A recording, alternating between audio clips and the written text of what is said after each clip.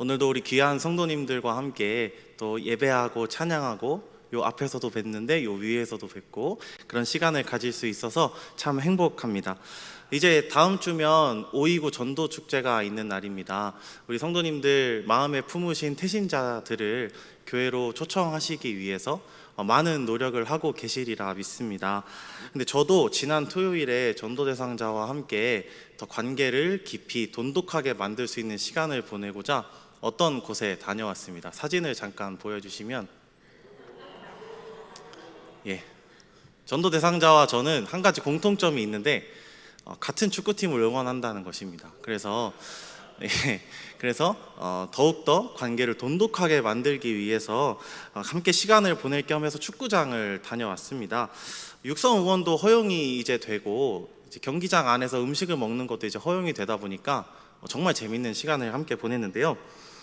근데 지난 주일에 기억하시는지 모르겠지만 이무현 목사님이 오셔가지고 이제 주말에는 항상 교회에 가시느라 그렇게 좋아하는 야구장, 축구장을 한 번도 못 갔다 이렇게 말씀하시는 것이 또 갑자기 생각이 나더라고요. 그래서 이제 그 말씀을 좀 아래에서 들으면서 나는 축구장 갔다 왔는데 어떡하나 이런 양심의 가책이 있었지만 또 저의 마음 한구석에서 괜찮아, 너는 전도하러 갔잖니, 이런 음성을 또 들을 수 있어서 즐겁게 또 은혜롭게 지난주 말씀을 함께 들었습니다.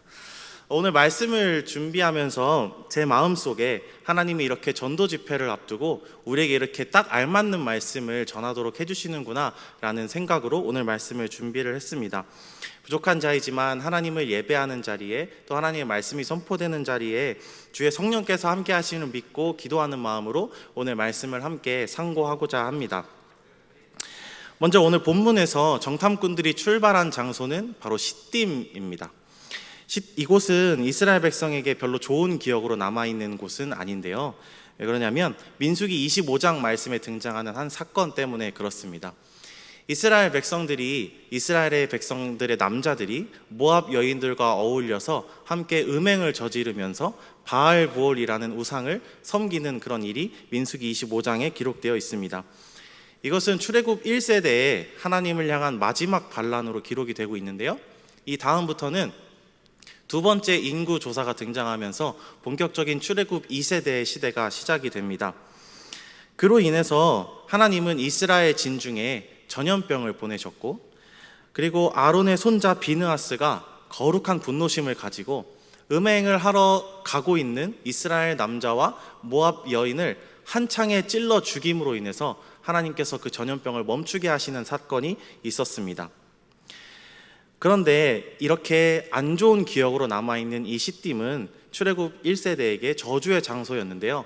하지만 오늘 본문에서는 믿음으로 여리고성을 향해 정탐꾼을 보내는 믿음의 장소가 되었습니다. 여호수아는 오늘 시딤에서 2명의 정탐꾼을 여리고로 출발시킵니다.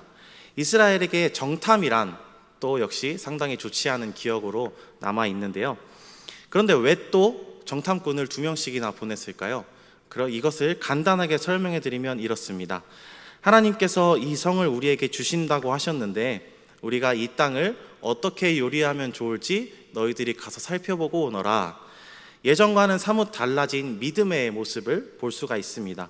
지금도 그렇지만 특히 고대에는 이 정탐을 하지 않으면 전쟁을 전혀 수행할 수가 없었습니다.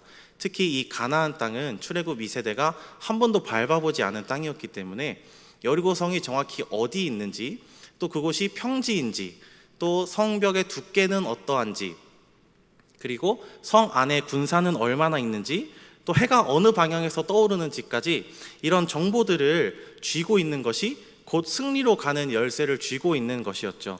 그래서 이런 정보들을 수집함으로 인해서 하나님께서 이스라엘 백성에게 이미 주신 승리를 더욱 풍성히 누리려는 그런 적극적인 믿음을 보여주고 있습니다. 정탐꾼들이 여리고 성 안에 들어가서 본격적인 활동을 위한 중간 기지로 삼은 곳은 바로 기생 라합의 집이었습니다. 여기서 기생이란 곧 창녀를 의미합니다. 왜 하나님을 경외하는 자들이 이런 문란한 여인, 성적으로 문란한 여인의 영업장에 들어갔을까요? 당시 라합의 집은 성매매가 이루어지던 곳이 맞다고 생각이 됩니다. 그러나 정탐꾼들이 자신의 성적 욕구를 채우고자 그 집에 들어가는 것이 아니라 그곳이 정보를 수집하기에 딱 좋은 곳이기 때문에 그곳을 선택한 것입니다. 지금 우리가 이해하기 쉬운 말로 바꿔보면 당시 라합의 집은 여행자를 위한 여인숙, 또 주점, 그리고 간이역이 섞여 있는 영업장이었다. 우리로 치면 주막과 가까운 곳이었다라고 생각하시면 이해하기가 쉬울 것 같습니다. 원래부터도 많은 사람이 드나드는 곳이었기 때문에 정탐꾼들이 자신의 정체를 들키지 않고 여리고성의 정보를 수집할 수 있는 최적의 장소였습니다. 그래서 이 라합의 집을 선택한 것은 상당히 전략적이고 또 똑똑한 선택이었습니다. 하지만 그들은 곧 발각이 되고 마는데요, 여리고의 왕이 군사를 라합의 집으로 보내서 정탐꾼의 행방을 묻습니다. 정탐꾼들에게는 말 그대로 절체절명의 순간입니다. 라합이 동족과 자신의 친구들과 가족들을 위해서 여리고 왕에게 정탐꾼 여기 있습니다 라고 그들의 신상을 넘겨주기만 하면 두 정탐꾼의 목숨은 파리 목숨처럼 날아가게 되는 것이죠. 그런데 이상한 일이 벌어지기 시작합니다. 라합이 군사들에게 거짓말을 한 것입니다. 4절 말씀은 이렇게 이야기를 하고 있습니다. 화면을 보시면 그 여인이 그 두 사람을 이미 숨긴지라. 라합은 두 사람을 보자마자 이들이 한눈에 이스라엘의 정탐꾼이라는 것을 깨달았습니다. 그래서 라합은 그들을 가게 안에 숨겨주고 있었습니다. 라합은 왜 이 두 사람을 숨겨주고 여리고 왕에게 거짓말을 했던 것일까요? 라합의 행동은 동족을 배신하는 일이죠. 정탐꾼이 임무를 마치고 무사히 돌아가게 되면 이 여리고 성에 대한 모든 정보가 이스라엘 백성에게 들어가게 되고 이 전쟁은 이스라엘에게 더욱더 유리한 쪽으로 흘러가게 될 것이니까요. 그런데 라합에게는 훨씬 중요한 것이 있었습니다. 화면을 보시고 우리 여호수아 2장 9절 오늘 본문 말씀 함께 읽겠습니다. 시작. 말하되 여호와께서 이 땅을 너희에게 주신 줄을 내가 아노라. 우리가 너희를 심히 두려워하고 이 땅 주민들이 다 너희 앞에서 간담이 너희에게 주신 줄을, 이 표현을 히브리어와 영어로 살펴보면 완료 시제를 사용을 하고 있습니다. 한글에 없는 표현이라서 조금 이해하기 어려우실 수도 있겠는데요, 이 완료 시제는 이미 예전에 시작되어서 다 끝나버린 일을 설명할 때 사용하는 시제입니다. 여기서는 하나님이 이미 가나안 땅을 이스라엘 백성에게 주시기로 결정하셨고 이 전쟁이 시작하기도 전에 이미 하나님께서 승리로 끝내셨다는 사실을 의미하고 있습니다. 라합은 이미 이것을 알고 있었고 또 믿고 있었다라는 것이죠. 그런데 성경을 조금 더 읽어보면 라합이 정말 놀라운 말을 하고 있습니다. 우리 11절 하반절인데요, 우리 화면을 보시고 함께 읽겠습니다. 시작. 너희의 하나님 여호와는 위로는 하늘에서도 아래로는 땅에서도 하나님이시니라. 오늘 설교를 준비하면서 이 부분을 읽다가 라합의 이 말을 읽은 정탐꾼들이 얼마나 놀랐을까 상상하게 됐습니다. 이스라엘 민족이 생각하기에 이 가나안 원주민들은 여호와 하나님께서 주시는 구원과는 전혀 거리가 멀다고 인식이 되던 사람들이었고 또 실제로 그러했습니다. 생각해 보십시오. 이스라엘 백성이 가나안 백성들과 함께 어울렸을 때 여호와 신앙을 그들에게 전수해 주는 일이 있었습니까? 아니면 오히려 그들이 섬기는 음란한 우상을 받아들여서 하나님의 진노를 불러일으키는 일이 있었습니까? 전자일까요? 후자일까요? 네, 후자입니다. 제가 대신 대답해 드렸습니다. 그런데 지금 가나안 사람에게 땅과 하늘을 다스리시는 하나님이라는 이 고백을 듣는다는 것이 정말 놀라운 일이 아닐 수 없습니다. 가나안 사람들은 여러 신들을 동시에 섬기는 종교적 형태를 갖고 있었습니다. 그런데 하늘에서도 또 땅에서도 여호와가 하나님이시라는 이 표현은 그 당시 가나안에서 섬겨지고 있던 모든 우상들을 한꺼번에 다 부정하는 그런 믿음의 표현입니다. 라합이 어떤 사람인지를 잠깐 다시 한번 생각해 보겠습니다. 첫 번째로 라합은 이방인입니다. 하나님이 여호수아와 이스라엘 백성에게 그들을 진멸하라 라고 말씀하신 대상입니다. 하나님의 진노를 입고 멸망할 운명에 놓인 백성들이죠. 그리고 라합은 두 번째로 여인입니다. 다들 아시는 것처럼 이스라엘 고대 사회에서 여인은 인구조사에 끼지도 못할 정도로 아주 존중받지 못하는 삶을 살고 있었습니다. 더구나 라합의 직업은 기생, 즉 창녀였습니다. 안 그래도 존중받지 못하는 그런 여성의 삶을 살고 있는데 창녀는 더욱더 사회 하층민에 속하는 사람이었습니다. 라합은 사회적으로 천대받을 만한 모든 조건을 풀옵션으로 다 갖추고 있는 사람이었습니다. 하나님은 이런 사람의 입을 통해서 유일하신 여호와 하나님을 믿음으로 고백하게 하셨습니다. 하나님의 진노를 입어서 이스라엘 백성들의 칼에 목숨을 잃어야 하는 운명이었지만 이방인으로서 하나님의 구원을 경험하도록 하나님께서 역사하신 것입니다. 정탐꾼들이 하필 라합의 집에 들어갔던 것도 전혀 우연의 일치가 아닙니다. 하나님의 관점에서 라합은 가나안 땅에도 하나님의 구원과 은혜가 임한다는 증거였고, 이 비천한 여인을 주목하셔서 정탐꾼들을 그 집으로 인도하신 것입니다. 라합도 다른 가나안 사람들처럼 점점 가까이 다가오는 이스라엘 백성들이 두려운 마음도 있었을 것입니다. 그런데 그들을 도와주시는 신이야말로 가나안의 다른 신들보다 훨씬 위대하며 진짜 섬겨야 할 신이 바로 여호와 그분이시라는 사실을 마음으로 믿게 되었기 때문에 정탐꾼들에게 오늘 이 고백을 하고 있는 것입니다. 하늘에서도 또 땅에서도 유일하신 여호와 하나님이라는 이 표현은 사실 라합보다 앞서 모세가 사용하고 있는 표현입니다. 모세의 고별 설교인 신명기 4장 39절에서 모세는 가나안 땅에 들어갈 출애굽 2세대에게 우상 숭배를 하지 말 것을 강력히 경고하면서 이 말씀을 전하고 있습니다. 우리 화면을 보시면서 함께 읽어보겠습니다. 시작. 네, 화면을 띄워주시면 네, 우리 함께 읽어보겠습니다. 시작. 그런즉 너는 오늘 위로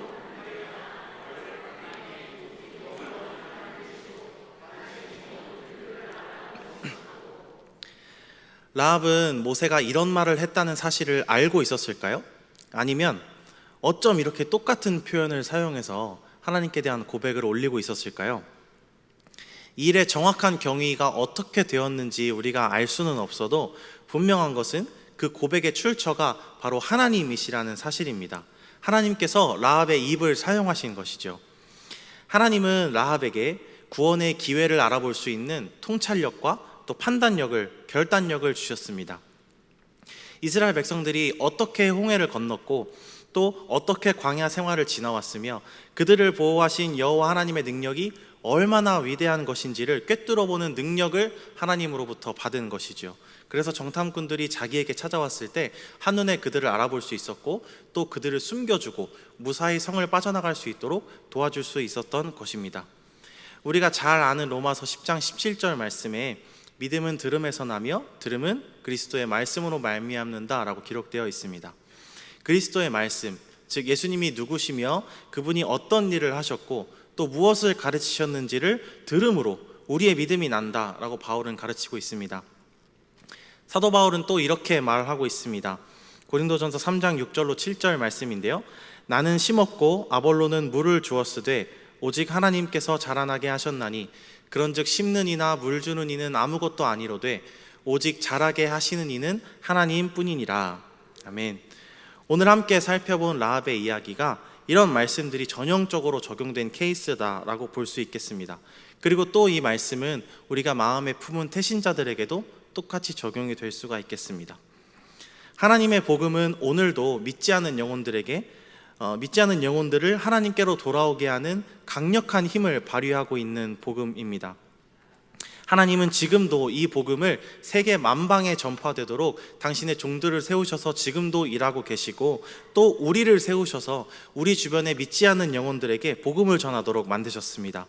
오늘 설교 제목처럼 하나님의 복음은 어디에나 또 누구에게나 역사하셔서 구원을 주시는 하나님의 능력입니다. 우리의 복음 메시지를 듣는 바로 그 사람이 하나님께서 구원하시기로 작정한 영혼임을 믿고 우리는 기도합니다. 전도합니다. 또 우리가 태신자를 만나 복음을 전하는 바로 그곳이 복음의 능력이 나타나는 장소임을 믿고 우리는 또 담대히 복음을 전합니다. 하나님의 복음은 어디에서나 또 누구에게나 편만하게 역사하시는 하나님의 능력인 줄 믿습니다. 사실 오늘 이렇게 서서 말씀을 전하는 저에게도 이 전도라는 것이 아직까지도 참 어려운 일 중에 하나입니다. 말씀을 준비하면서 저를 되돌아보는 시간을 가질 수 있었는데요, 주중에 계속 기숙사에 산다는 구실이 저한테 하나 있었고, 또 교회가 집과 그렇게 가깝지 않다는 구실이 하나 있었는데요. 이 두 가지 구실로 인해서 제가 전도를 소홀히 하고 있는 것은 아닌가 저 스스로를 되돌아보게 되었습니다. 그런데 오늘 말씀을 통해서 더욱더 열정적으로 적극적으로 말씀을 전할 수 있는 용기와 동기를 얻을 수 있게 되었는데요. 라합이 여호와 신앙을 가진 누군가에게, 이미 여호와 하나님을 믿고 있는 누군가에게 이 신앙을 전달받은 것이 아니었습니다. 체계적인 훈련을 통해서 믿음을 성장시킬 수 있었던 것도 아닙니다. 여호와 하나님이 누구이신조차 잘 몰랐지만 그저 그 여호와 하나님이 이스라엘 백성을 보호하신다는 그 여호와 하나님이 당신의 백성을 어떻게 보호해 오셨는가를 사람들의 입을 통해서 들었을 뿐입니다. 하나님은 부족한 저에게도 제 인생에 행하신 일들을 전할 수 있는 이야기들을 주셨습니다. 하나님이 제 인생에 끊임없이 개입하신다는 증거가 될 이야기들을 주셨습니다. 이런 이야기를 가지고 믿지 않는 자들과 하나님의 위대하심과 하나님의 사랑하심에 대하여 나눌 때 제 뜻대로 또 제 의도대로 제가 원한 타이밍에 그들이 복음을 받아들이지 못한다 할지라도 그들을 자라게 하시는 하나님의 일하심을 믿을 수가 있는 것입니다. 라합이 사람들을 통해 전해들은 이스라엘 민족의 이야기를 듣고 상처나지의 하나님을 고백할 수 있는 믿음이 생긴 것처럼 우리가 선포한 복음의 메시지를 듣고 우리의 태신자들이 예수 그리스도를 나의 구주로 영접할 수 있는, 또 고백할 수 있는 믿음이 생기기를 소망합니다. 우리 성도님들 그동안 태신자들을 품으시느라 참으로 고생 많이 하셨다라는 말씀을 드리고 싶습니다. 라합이 이스라엘 백성을 도우시는 하나님의 이야기를 들었던 것처럼, 또 바울이 영혼들에게 말씀을 심은 것처럼 우리도 태신자들의 마음에 복음을 심었습니다. 이제 싹을 틔우시고 멋진 나무로 자라게 하셔서 열매를 맺게 하실 하나님을 100% 신뢰하며 나아가는 우리 모두가 되기를 주님의 이름으로 축복합니다. 함께 기도하겠습니다. 하나님 아버지, 지금도 역사하셔서 예수님을 구주로 영접하는 누구에게나 또 어디서나 복음의 능력을 펼치시는 하나님을 찬양합니다. 또한 우리에게 태신자를 품을 수 있게 하시고 또 그들에게 복음 메시지를 전할 수 있도록 때와 장소를 허락해 주신 것도 감사합니다. 이제 전도축제가 한 주 앞으로 다가왔는데 우리가 이 마음을 전도축제 때까지만이 아니라 주님 오실 때까지 품고 나아갈 수 있도록 도와주시옵소서.